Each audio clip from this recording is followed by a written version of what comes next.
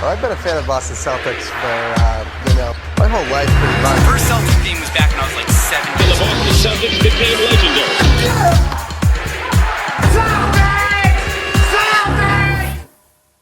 What is going on, you guys? It is your boy Jesse Almeida here, live on YouTube and here on Beantown Takes. And we got a reaction video here. The Celtics are obviously going to the NBA Finals, as I've been saying in the previous videos. And you guys are probably getting sick of me saying that already, but like I'm so excited for the finals. Like that's pretty much one of the only things that's up on my mind recently. And I'm gonna react to a video called "The Boston Celtics Just Did the Impossible." I already know what he's probably gonna talk about. I feel like he's gonna talk about how the Celtics were a team that was looking outside of the playoffs, as the 11th and 12th seed. Beginning on January 8th, I believe it was. Starting January 8th, they were like the 12th or 11th seed. And they just turned it the hell up in the second half of the season. And I bet he's going to talk about this quite a bit.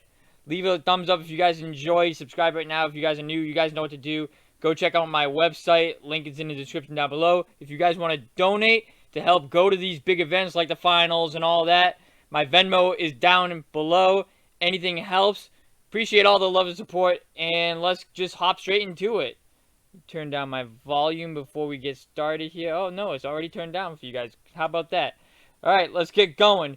Go subscribe to Took Knows. This is the person who made this video, and let's get it started.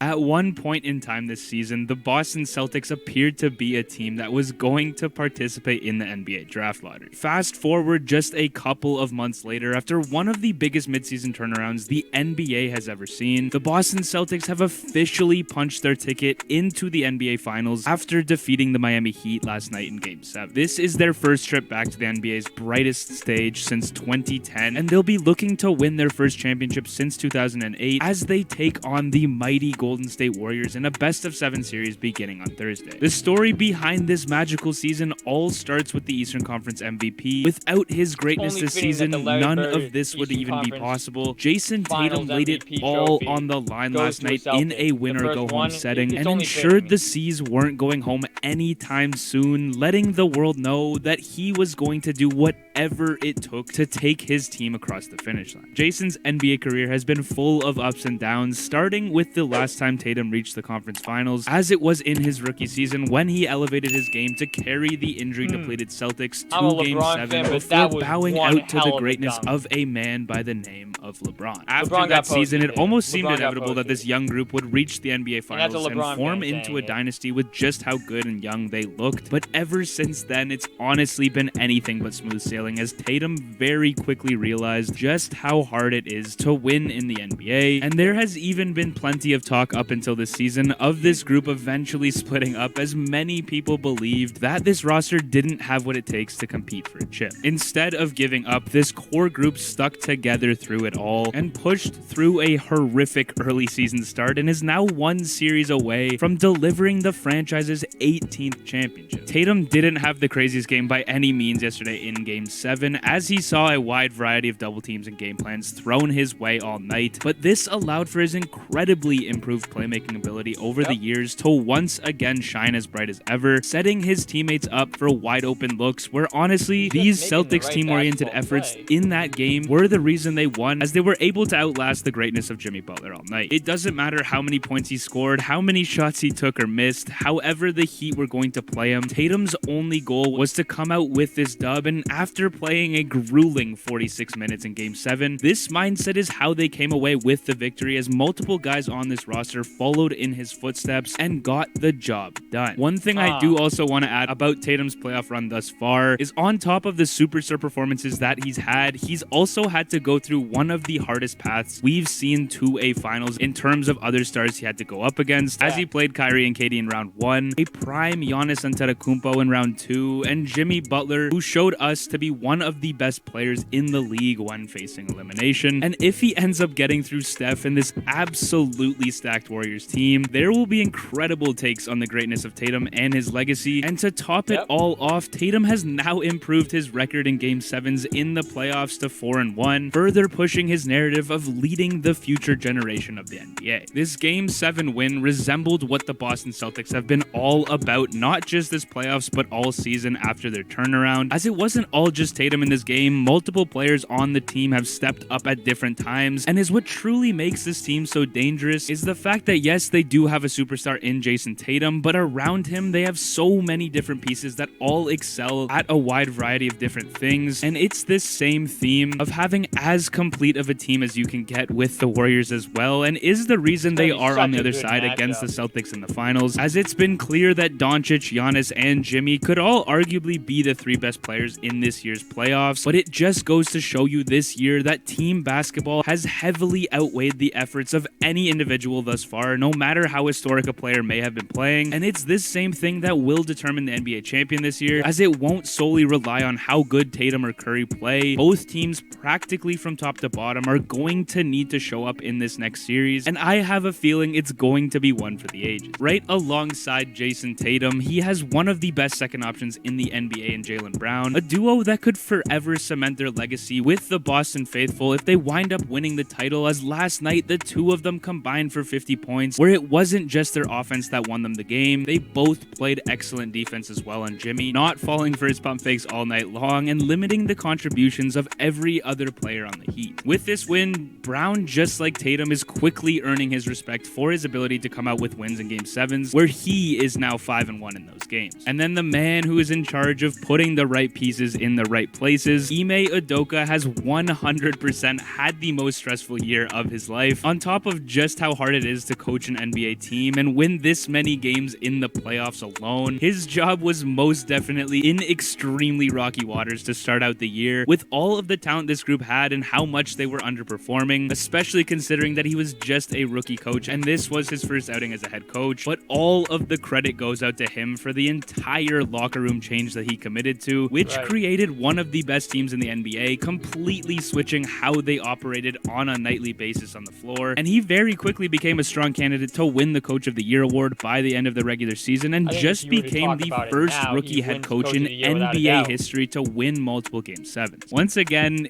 it's actually insane how much can change for someone in the span of a year, and Ime deserves all of the praise in the world for what he's been able to do for this group, as out of any of the head coaches that the Boston Celtics have had under this core, he managed to take them the farthest only in his rookie season, which truly tells you something about his coaching and how special he is. And then you have Al Horford, finally, after playing in his 15th season in the NBA, will get a shot at a title, as he held the record for the most playoff games with 141 played without reaching the NBA Finals. He's made the playoffs 13 times out of his 15-year career and has reached the conference finals 3 times. And a fun fact about all of this as well is that he will be the first Dominican player to play in the finals. Horford has completely turned back the clock this season, looking like his all-star self for the majority of the time, where not many people would have believed you at the start of the year if you told them that Al Horford would be a large contributor on a finals team with how his career was heading, being that this is his 15th season in the NBA, and he has been playing extremely well, where hopefully he can continue his efforts from beyond the arc, where he's shooting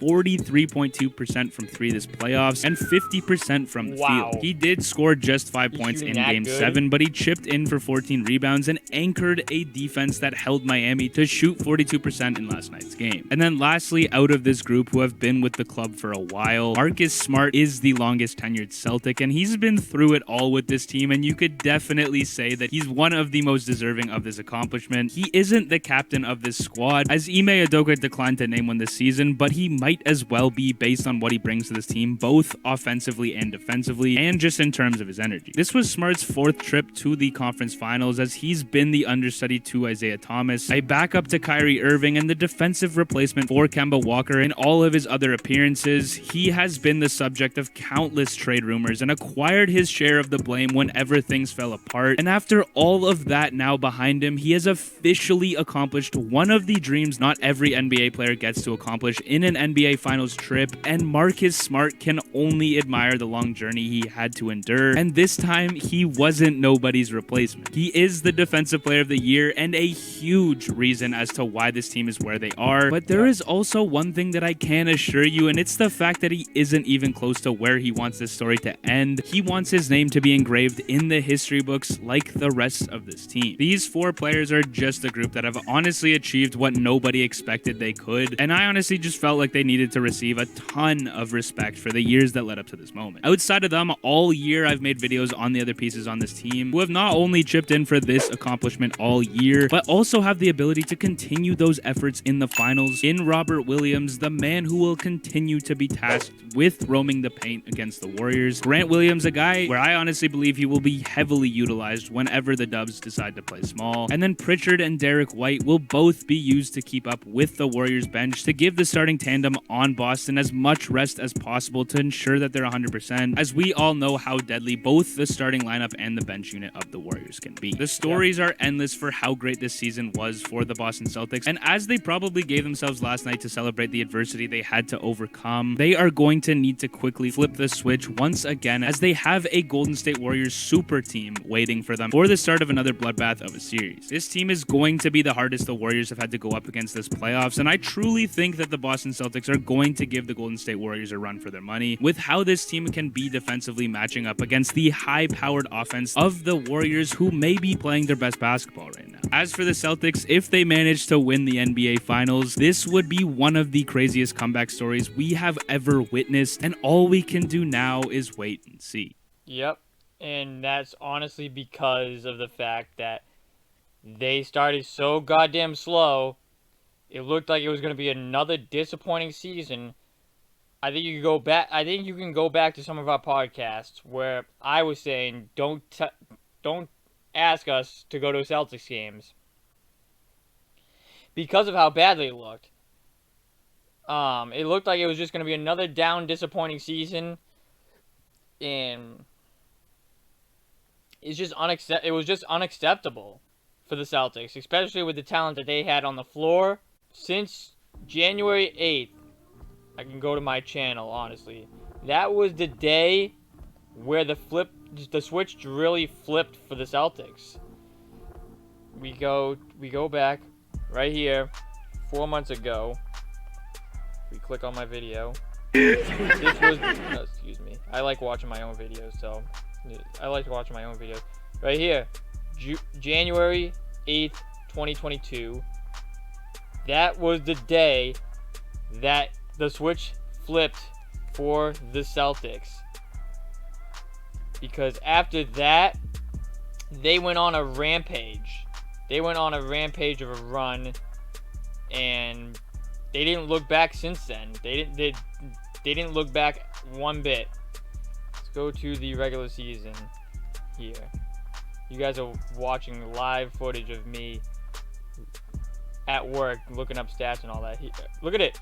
January 8th. 1, 2, 3, 4 losses. 5, 6, 7, 8, 9, 10. Since January 8th, they've only lost 10 games. 10. That's ridiculous. That's insanity. Leave a like if you guys enjoyed. Subscribe right now if you guys are new. You guys know what to do. Go check out the website again. Link it in the description down below. The finals start tomorrow. Today is June 1st that I'm recording this video. The NBA Finals Game 1 in San Francisco starts tomorrow. I'm going to be getting my ticket today or tomorrow. And be on the lookout for what game I'm going to. Right now that I'm looking, it looks like it's going to be Game 3 that I'm going to. So I will give you guys an update on my Instagram what game I'm going to. Be on the lookout for that. It's been Jesse, and I'll see you guys in the next video. Later, guys.